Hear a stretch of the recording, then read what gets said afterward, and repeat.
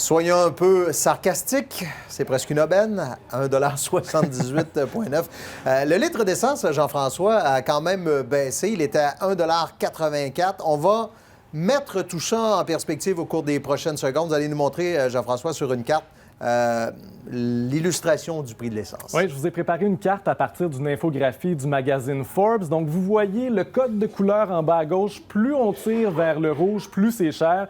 Et notre valeur de référence aujourd'hui, Bruno, vous l'avez mentionné, 1,78,9 $. Donc, on remarque que dans la majorité des pays d'Europe de l'Ouest, le litre d'essence coûte plus de 2 $. C'était déjà pas mal le cas avant la flambée des prix, mais ça a augmenté. Aujourd'hui, les Français doivent débourser en moyenne 2,79 $ par litre d'essence, donc 1 $ de plus qu'ici. Ça pourrait être pire. À Monaco, il est à 3,18 $ et le record du monde à la pompe aujourd'hui, il est à Hong Kong, 3,69 $ par litre d'essence. C'est 2 fois plus et même plus qu'ici.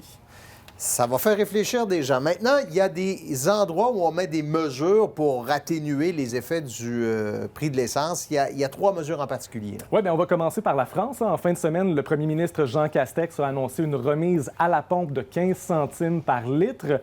Donc, c'est une remise à la pompe qu'on ne verra pas sur le panneau d'affichage de la station-service, mais quand même qui va être payée au moment du paiement. L'État va ensuite rembourser le distributeur en quelque sorte. Et cette mesure-là va coûter 2 milliards au total pour les 4 prochains mois.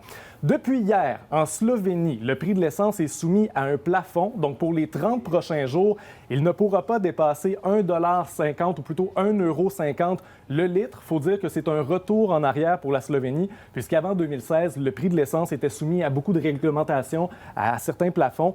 Donc, c'est un retour en arrière. Et il y a également la Nouvelle-Zélande. Là-bas, c'est 2,70 $ le litre. C'était 2,25 € au mois de janvier. Donc, la première ministre Jacinda Ardern a annoncé 2 principales mesures pour les 3 prochains mois, après quoi ça va être réévalué. Donc, dans un premier temps, on suspend la taxe d'assises. Ça représente 25 sous le litre. Et on va également offrir 50 % de rabais pour les tarifs de transport en commun. Donc, c'est un moyen pour les familles d'avoir une alternative si elles veulent éviter de retourner constamment à la pompe pour remplir le réservoir. Et il y a une durée de temps, 3 mois. Exactement.